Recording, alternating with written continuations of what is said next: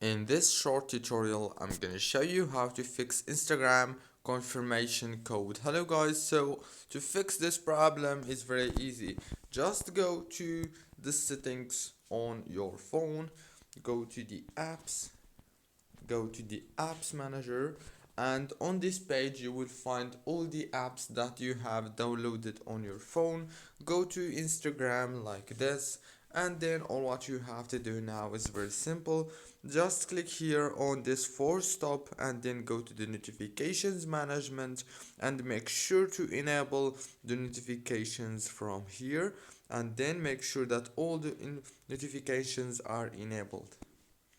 Go back, click on the storage, click on clear data and clear cache, go back again, and now all what you have to do is turn off your phone and turn it on again, and then the problem must be solved.